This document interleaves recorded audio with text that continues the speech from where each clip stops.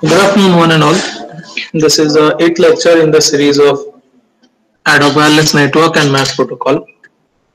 So yesterday we had a 2 hour session. There we had seen exactly how does the MAC protocol behave, and there was something called a scheduling mechanism that also we had seen yesterday. So today what we will see is again exactly where we had left the MACA protocol. We'll start from there. And there was a problem with CSMA. So CSMA is carrier sense multiple access. How does the CSMA having problem with hidden and exposed terminal, and exactly how to solve the hidden and exposed terminal problem by using MACA protocol, that we will see in this session. So this is going to be a 1 hour session. It is mainly about MACA and how are the problems of CSMA is solved by MACA. That is mainly our point of discussion today. So this slide was shown yesterday. It was actually about CSMA, carrier sense multiple access. Carrier sense multiple access is one protocol which first senses if there is any carrier present in its vicinity. Carrier actually meaning that there is communication going on in the vicinity of a sender node. So if there is a carrier already existing in the vicinity of a sender node, then this sender would not start sending packets to other nodes for forwarding.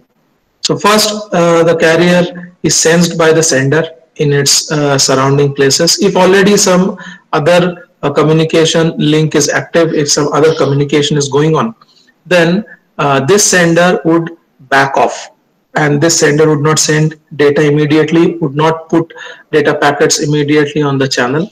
It will just back off and it will wait for certain time. After certain time, again it will check if there is carrier present in the links. If not, then only the sender would put the data packets on the channel for forwarding to the receiver node. So this is what is carrier sense multiple access. Now this carrier sense multiple access is having a problem that it checks presence of carrier only in its close links. So which links are very close to itself. In those links, the sender checks if there is any carrier present. Whereas if in a farther link, in a far link, if there is some communication going on, this sender does not have any clue about that.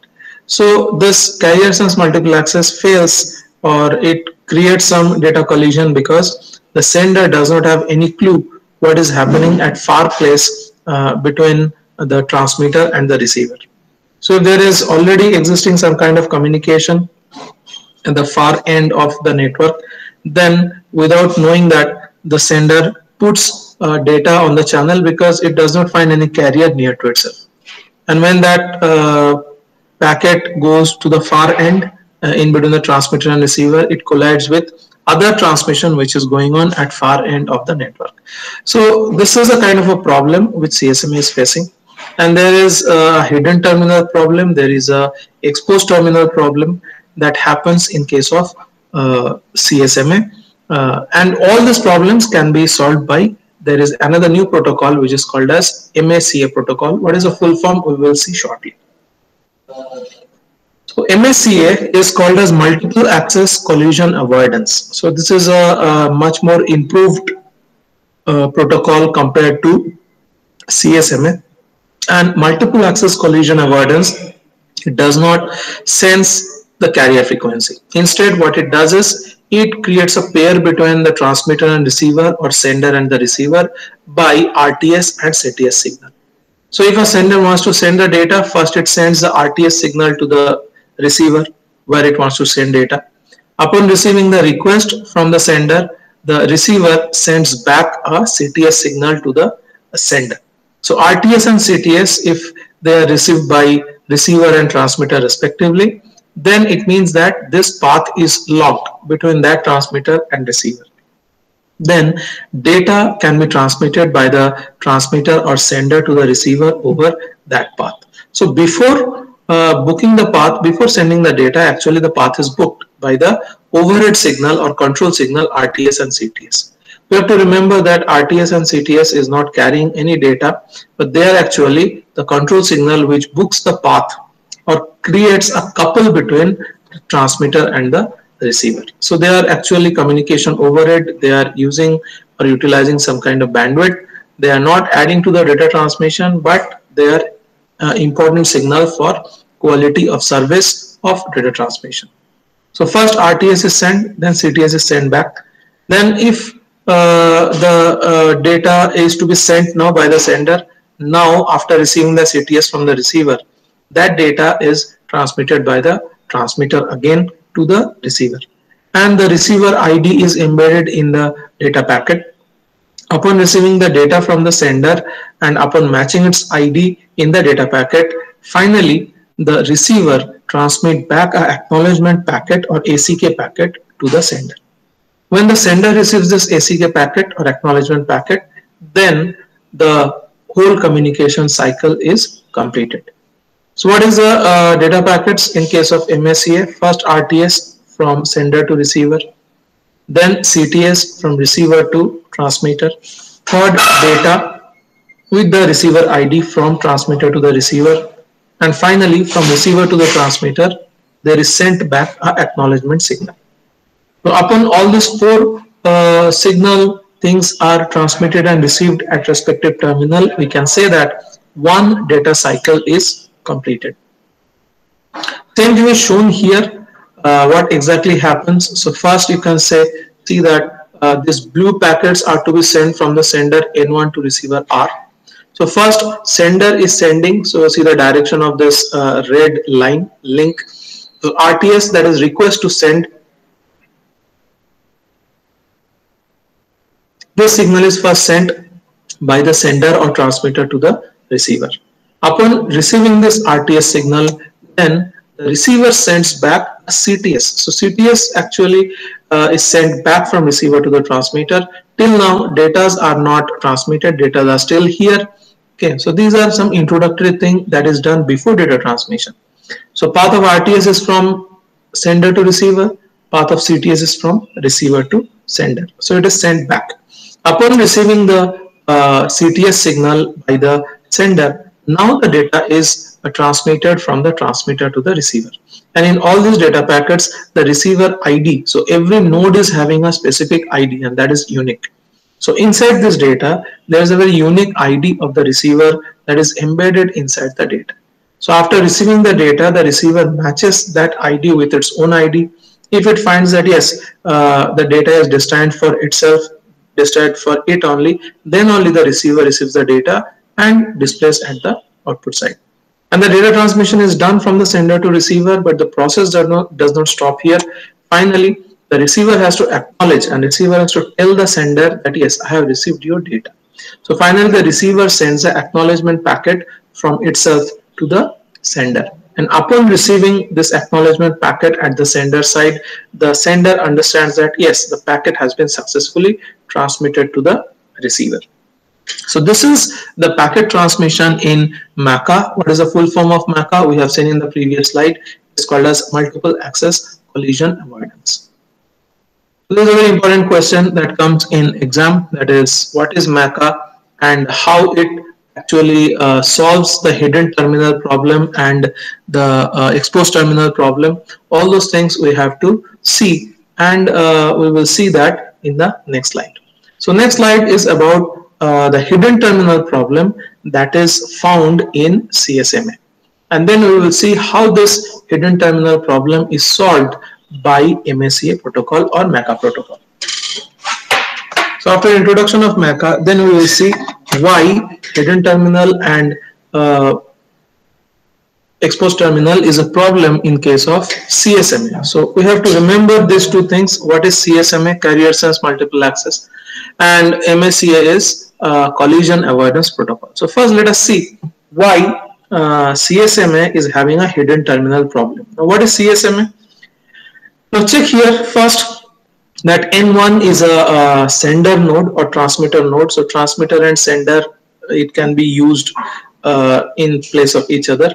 So N1 wants to send data to R1. So N1 is a sender, R1 is a receiver. And N1 is sending data over this black link, which is called as link 1. This big circle, black big circle, is actually the communication range of node N1. That means anything within this black circle can receive the data transmitted from N1. Or if any other sender node is there within this black circle, that can transmit the data to N1, and N1 is capable of receiving that data. That's why yesterday's lecture we had discussed about sensing range and communication range. So communication range means from within that range the node can receive data, and sending range means this N1 can send data anywhere within this black circle. Samely, this pink circle is actually the communication range for node N2. That means anywhere within this pink circle the N2 can send data, or anywhere from within this pink circle N2 can receive data. Now one very critical thing happened here is the receiver R1. The receiver R1 is actually in a common region of N1 communication range as well as N2 communication range. But the N1 and N2 do not fall in each other's communication range. Just check that N1 is outside this pink circle and N2 is outside this black circle. So if asked in the exam, you have to understand the concept and represent very properly. That is, N1 and N2, they are not within each other's communication range, but is in the communication range of N1 as well as the R1 is in the communication range of N2. That means if given chance, N1 data can be received at R1 and N2 data can also be received at R1. This is the scenario, and black link is called as link 1, pink link is called as link 2. So this black link is actually carrying the link from data from N1 to R1. The pink link is carrying the data from node N2 to R1. What is meant by hidden terminal problem? Let's say we are mainly concentrating N1, or we are mainly thinking N1 as a sender. So N1 checks if there is any carrier present in link 1, and there is none, because this link 2 data may be present but link 2 is not in the range of N1. So first, before sending the data from N1 to R1, the sender checks, or N1 checks, if there is already any existing communication near to it. Near to it means in link 1 if there is any carrier present. And N1 will eventually find that there is no carrier present in link 1. So what N1 will do? This sender will put its data to the receiver and put the data on the link 1 for receiver R1. Same thing happens in case of N2. N2 checks if there is any data present or carrier present in its vicinity. That means N2 checks if there is any carrier present in link 2. And it doesn't find any, because this link 1 is outside the communication range of link 2. Then what it finds is there is no carrier present in link 2. So what N2 will do is it will put its data onto link 2 for receiver R1. And both this thing happens simultaneously. So what happens at R1? Link 1 data, link 2 data, that is N1 sender data, N2 sender data, they collide. And at receiver R1, nothing significant is received. So as we are saying that our main sender is N1, this data is lost before it is reaching the receiver R1, because this N2 data is colliding with this N1 data. Hence this N2, which is not in the communication range of N1 but disrupting the communication between N1 and R1, this N2 is called as a hidden terminal. Okay, so data collision at R1, because link 1 and link 2 they are far off, but both are connected to R1. So hence data from N1, data from N2, both will get collided at the receiver R1. So as data collision happens, that means none of this data will be presented properly by receiver R1, and from the point of view of N1, N2 is called as a hidden terminal, which is hidden from the eyes of N1, which is hidden from the communication range of N1, but it is existing and it is disrupting the communication between N1 and R1. So last line it is written, data collision at receiver R1 happens due to N1 and N2 data and due to transmission from N2. So from N1 point of view, N2 is a hidden terminal. So this is a problem which is happening because of CSMA. And CSMA was having one shortcoming, that is CSMA checks if carrier present only near to its transmitter. It doesn't check the whole overall global network. Hence, as soon as it finds that CSMA finds that there is no data here, there is no carrier here, CSMA puts the data on link 1 for transmission. Same thing, link 2 is checking if there is any carrier present here, no carrier present, because link 1 present carrier is not sensed by link 2 and N2. So this is mainly happening, this problem is mainly happening in CSMA because nodes are not having a global or overall understanding of the network. So CSMA main problem is it is having only local information or local understanding of network. So this is a very big shortcoming in CSMA, that is carrier sense multiple access, and the first problem is hidden terminal problem. So by MACA protocol, MACA protocol, this problem can be solved. How it is solved, we will see later on. But before going for how this MACA problem is solved, let us see another problem which is called as exposed terminal problem, which is found in case of CSMA.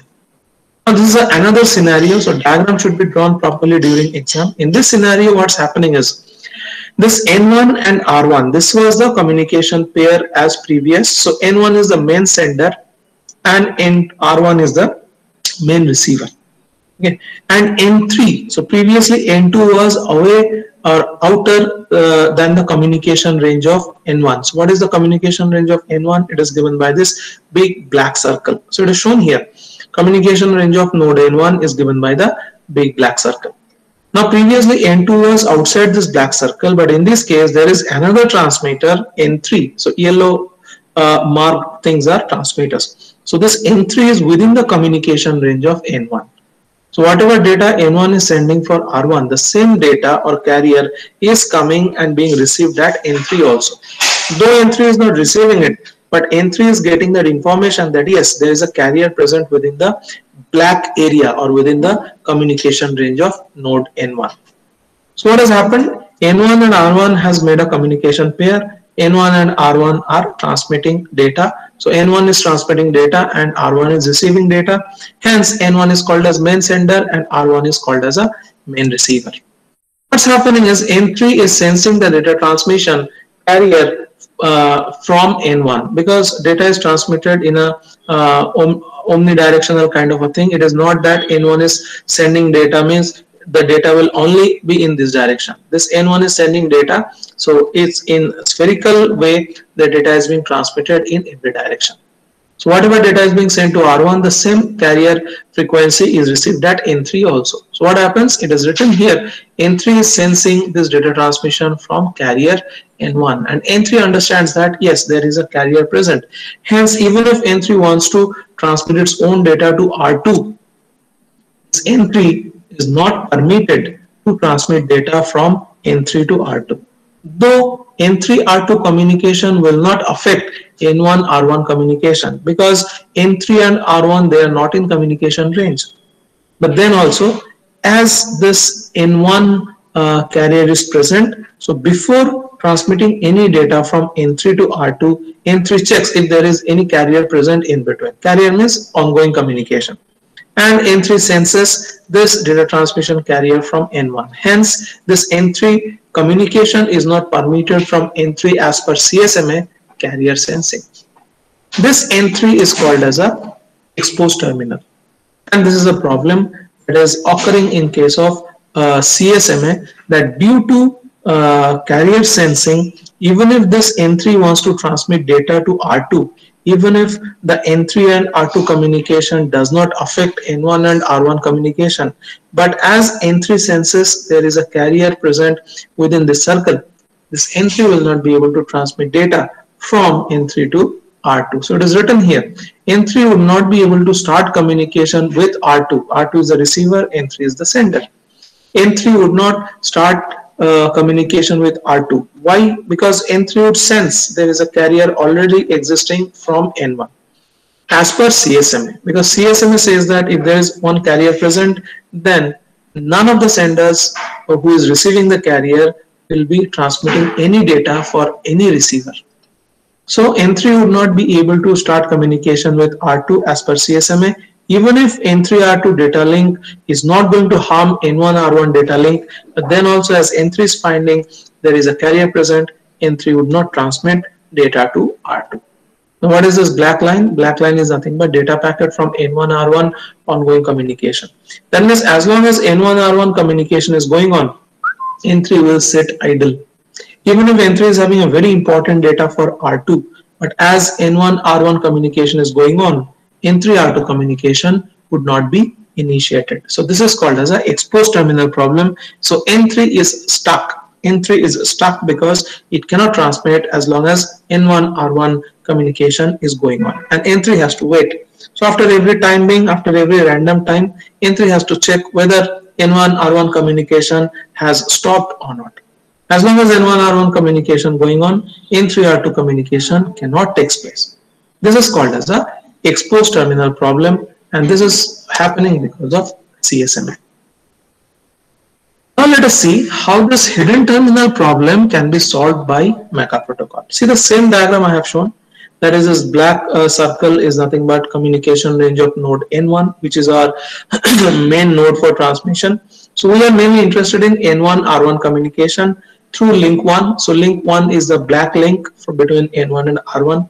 And we don't want that the N2-R1 communication disrupts the N1-R1 communication. That means what we want is there should not be any data collision between N1 R1. So previously there was data collision at receiver R1 because of CSMA due to transmission from N2. So this thing, whatever was there in case of previous CSMA based hidden terminal problem, this problem should not be there in case of MACA protocol. So how this problem can be solved, this we will see here. So as far as MACA protocol, what we will say is first, before transmission of data through link 1, first N1 will send a RTS signal to R1. That is shown here. So N1 is sending a request to send signal to R1. Upon receiving that request to send signal, R1 sends back a CTS signal to N1. So as soon as this RTS CTS signal is sent and received by the sender, then what happens is N1 and R1 forms a pair. As long as the data transmission between N1 to R1 is not happening, as long as upon receiving the data from N1, R1 is sending an acknowledgement signal, that acknowledgement signal is again received by N1. So as long as all this 4 signal transmission is not taking place, RTS, CTS, data and acknowledgement, nothing happens and no other terminal can disturb R1 or N1. So MACA says that first N1 will send a RTS to R1, R1 will send a CTS back to N1. Then N1 will send a data to R1, then R1 will send a acknowledgement back to N1. So from the RTS signal till the acknowledgement, N1 R1 communication will be very stable and nobody will be able to send any data to R1. Even if N2 is trying to send some data to R1 during this N1 R1 communication, R1 will not be receiving it because this R1 and N1, they are actually forming a couple. That is what is said, that in case of MACA, N1 and R1 is coupling. What is meant by coupling? RTS, CTS, data and acknowledgement. As soon as N1 and R1 is coupling, that means link 2. Even if N2 wants to send some data to R1, R1 is not allowed to receive it. Hence, even if N2, which is a hidden terminal, it is trying to send some data to R1 receiver will not be able to receive it because R1 is already latched or logged or coupled with the N1. So this is the solution of CSMA based problem by MACA protocol. So in previous case, there was no, in CSMA, there was no RTS CTS data acknowledgement. In MACA, there is a RTS CTS data and acknowledgement. What is RTS CTS? That is, before sending the data, first I have to book the channel. This is actually called as quality of service.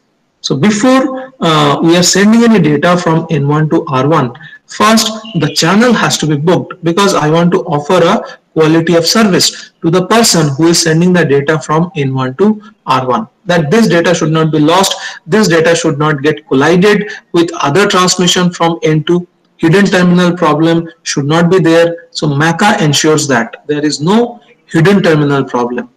How can it avoid it?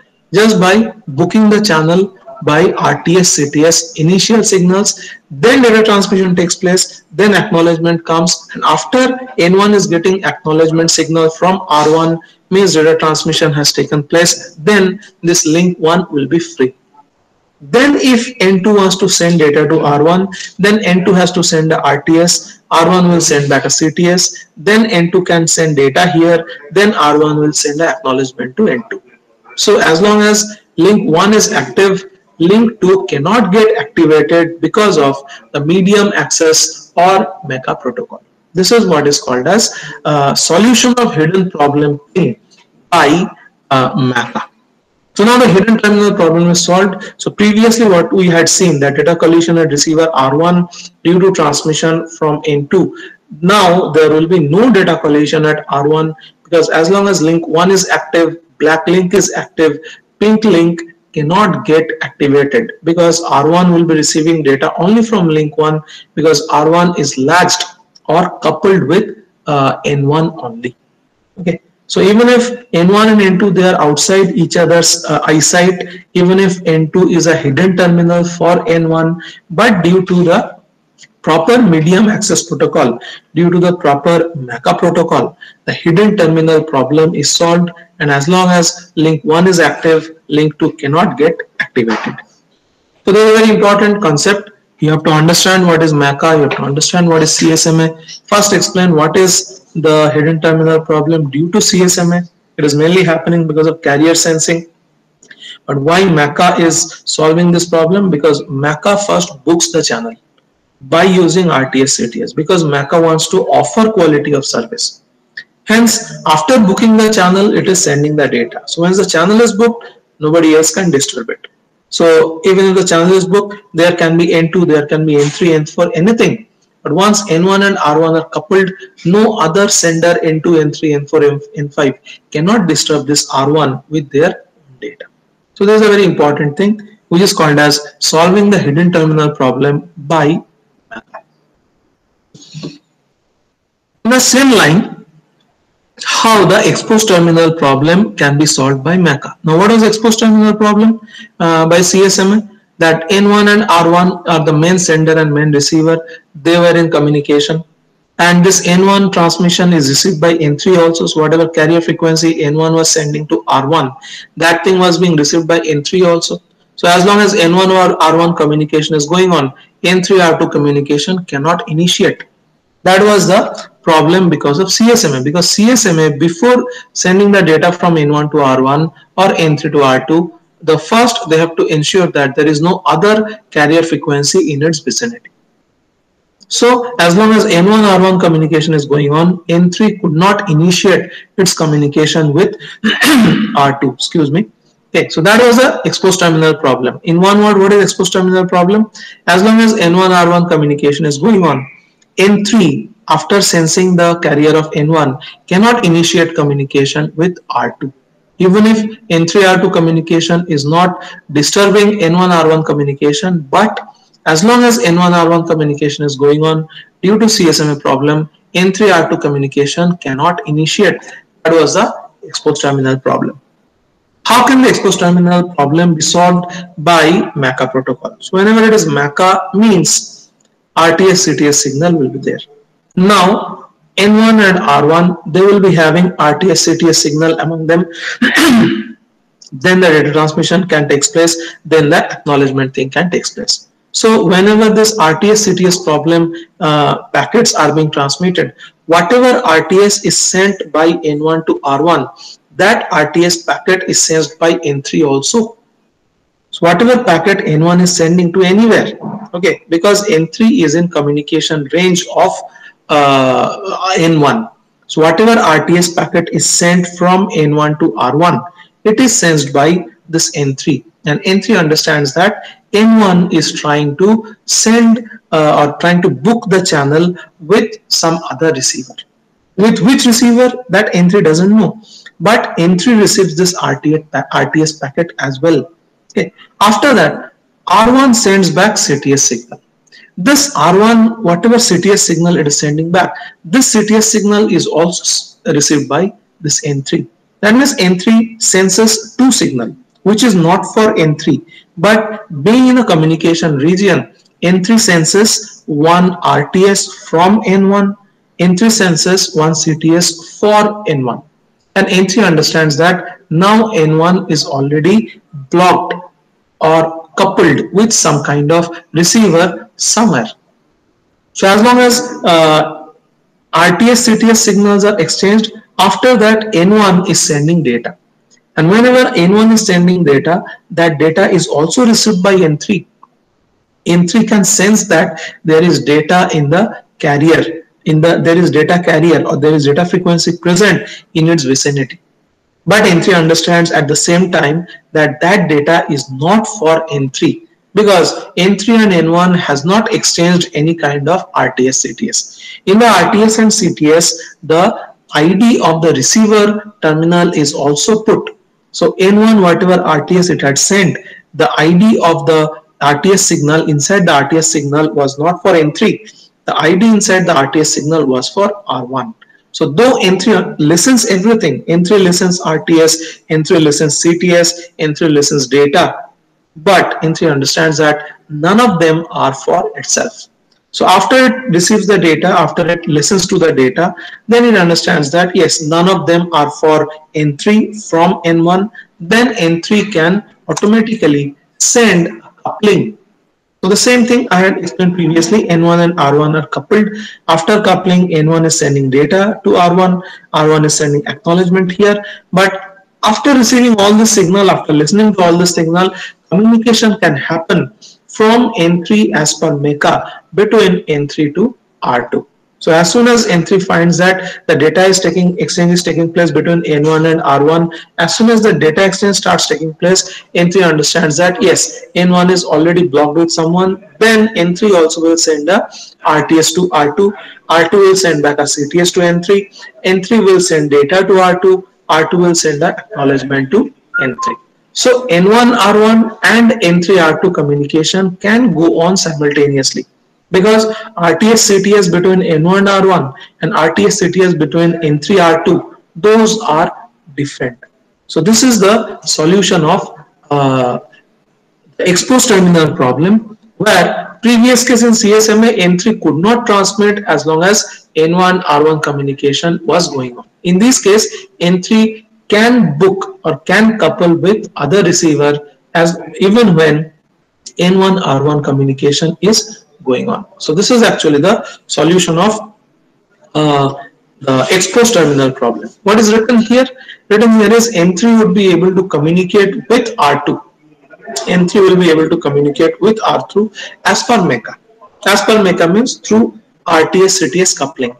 N3 R2 data link would not harm the N1 R1 data link, because N3 R3 is coupled with their specific RTS CTS signal. Within this RTS CTS, there are the IDs of N3 and R2, and that IDs are different from the IDs of N1 and R1. So N3 R2 data link would not harm the N1 R1 data link, even if N3 is in the communication range of N1. So even if N1 will understand what all N3 is transmitting, N3 will receive what all N1 is transmitting, but they will understand that those data, those overhead signals, those control signals are not for each other.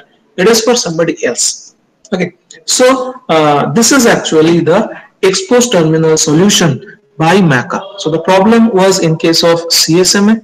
The solution is given by MECA. Next is a very important question. So two more slides and we are done. Next is a very important thing, which is said that what is meant by packet transmission in MECA. So packet transmission, we have already seen that this is the sender. Okay, so this is the sender point. That means this is that N1, and this is the receiver. This is the R1. And here there is the neighbor. What is neighbor? This is N3. That is the exposed terminal. And here this is the neighbor. That is N2. This is the hidden terminal. So we have to understand this is N1 sender, receiver R1. This is exposed terminal N3, and this is neighbor N2. So whenever sender is first sending a RTS signal to the receiver. Okay, so this is the communication between sender and receiver. So this is the packet transmission in MECA. First transmission of packet is from sender to the receiver. But see that whatever packet is being transmitted from the sender to the receiver, as this is omnidirectional antenna, the same packet goes from N1 to the exposed terminal N3 also. So upon receiving this packet from N1, the neighbor N3 understands that, or exposed terminal N3 understands that the sender N1 is trying to book a slot with the receiver. Okay, so this RTS is shown in dashed line. It is shown in dashed line because this is an unintended communication. The communication is mainly intended between the sender and the receiver pair. But whatever signal is being sent by the sender, the same signal is being received by the N3 or exposed terminal also. Okay, this is the one thing. This is the significance. So after receiving the RTS signal from the sender, receiver, that is R, it sends a CTS signal back to the receiver. But see that this receiver, whatever CTS is sent to the sender back, the same, because of omnidirectional antenna, the same CTS signal is received by the hidden terminal N2 also. Okay, so by this CTS, the hidden terminal N2 is coming to know that yes, some communication couple is being formed by the receiver and some other transmitter somewhere. So this CTS signal received at the hidden terminal is a proxy. This hidden terminal N2 will understand that some communication link is being in making between the receiver and some sender who is not within the circle of the node N2. Okay, so CTS signal means somebody has requested for the channel between some sender and receiver, then only the receiver has sent as a CTS signal. Same thing here, RTS signal generated means sender is trying to block some kind of receiver, hence the RTS signal has come. Okay, so this dashed lines, lines are actually signal not intended for this, but because of omnidirectional antenna, these signals are received by this exposed terminal and hidden terminal. So first sender sends the RTS. This RTS is received by the exposed terminal as well. Exposed terminal comes on alert that yes, the sender is trying to block or book some channel with some receiver somewhere. Upon receiving this RTS at the receiver end, receiver sends back a CTS and the same signal goes to the hidden terminal N2. N2 also understands that yes, this receiver from which it is coming, this receiver is in the making of some couple with some transmitter somewhere. So this hidden terminal also would not activate its own link. Which was the link? It was a pink link, link number 2. This CTS actually enables not generation of the pink link. Upon receiving the CTS signal, now the sender transmit the data to the receiver. And this data will not only go to the receiver, but this data will also come to the exposed terminal N3 as well. Okay, but this data is not destined for N3. Why not destined? Because inside this data, the ID, whatever is mentioned, that ID is not for exposed terminal N3. The ID is actually for receiver terminal R1. Okay, so this R1 takes the data, matches the ID that yes, whatever N1 has sent, its name is written on it, the receiver's name is written on it, or R1 receiver name is mentioned on it. Hence, the receiver will receive this signal, and receiver will send an acknowledgement to the receiver. I have made a mistake. So here also one acknowledgement signal had to be shown. So whatever acknowledgement is sent to the transmitter from the receiver, this acknowledgement signal is also sensed by this neighbor. So whenever this neighbor sends this acknowledgement signal, which also has to be a dashed line, this neighbor understands that yes, now the receiver R is open, because now the acknowledgement is sent back to the transmitter, means the receiver is now free. And now if this N2 wants, N2 can couple with the receiver R1 now, because the acknowledgement signal whatever is sent to the transmitter, this is received by the neighbor N2 as well. Okay, so this is actually the packet of or packet transmission in MACA protocol. Let us see some few things. Neighbors near to the sender. Who is the neighbor near to the sender? Sender is N1. Neighbor near to the sender is N3, which is the exposed terminal. Neighbor near to the sender heard the RTS signal. It is there. RTS signal is heard by the neighbor. They stop transmitting as long as sender could receive back the CTS packet. Very important things. So these are timing related synchronization of MACA. So as soon as this RTS is sensed by the neighbor N3, it knows that after RTS comes CTS. In between, if this neighbor starts transmitting for another receiver R2, that transmission will go to the sender as well, where the sender N1 is expecting a CTS signal from the receiver R1. Okay, so that's why neighbor near the sender heard the RTS signal, and neighbor would wait for a certain time. In that time, the CTS signal will come back from the receiver to the N1. Otherwise, after receiving the RTS from some other node, if the sender, if the N3 starts transmitting, so that transmission will come here at N1, and that transmission and the CTS transmission would collide. In that case, the CTS packet will be lost at RTS. That should not happen. Hence, they stop transmitting. That is N3, exposed terminal, stop transmitting as long as the sender could receive back the CTS packet. Once CTS is received, means N1 and R1, they have formed a packet. After that, if this N3 transmits packet RTS, that does not matter. But before the CTS is received by the N1, this RTS or any transmission from N3 will be stopped. Same thing, the nodes near the receiver. What is the node near the receiver? It is N2. Nodes near the receiver, upon hearing the CTS packet. So CTS is actually sent by the R1 for N1. And this CTS is actually heard by N2 from N1.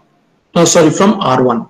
Okay, so nodes near the receiver, that means N2, upon hearing the CTS packet, delays its transmission till the receiver receives the data packet. So after this point, this neighbor node N2 will not make any transmission, because CTS has happened, means the CTS will go to the receiver transmitter, then transmitter will send some data. So till that time, this N2 is not going to transmit. Okay, so nodes near the receiver, that is N2, upon hearing the CTS packet, delays its transmission for some other receiver till receiver receives the data packet from the actual sender. That is it. If a data packet transmitted by the sender node is lost, let's say, so upon receiving the CTS, the sender node N1 sends a data packet. If the data packet is lost, how the sender knows that the data packet is lost? Because it does not receive any acknowledgement after a certain time. Okay, so this sender node N1 sends data to the receiver R1. R1 sends back an acknowledgement. If acknowledgement is not received at N1, it understands that the data packet by the sender or transmitted by the sender node is lost.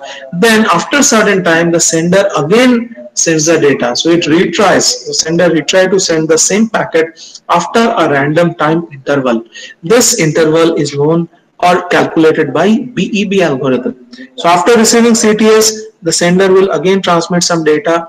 Okay, if data is sent, acknowledgement should be received. If acknowledgement is not received, then sender will transmit data again after waiting for some time. How much time? It is actually a random time. It is calculated by BEB algorithm. What is the full form? It is called binary exponential backoff algorithm. For that time, BEB time, the sender node will wait, and then it will transmit that data packet again. Okay. So this is how the MECA solves or overcomes the hidden terminal problem. And some more knowledge. So two more thing. If CTS is not heard by the neighboring hidden nodes, so whatever CTS was sent by receiver, so this this CTS is not reaching to the neighboring node. Neighboring node is N2, hidden terminal. So that is what next slide says. If the CTS is not heard by the neighboring nodes or hidden node after waiting, neighboring nodes know that data path is not established between sender and receiver. Okay, so after receiving the RTS, this receiver will send a CTS, and this CTS reaches to the hidden terminal.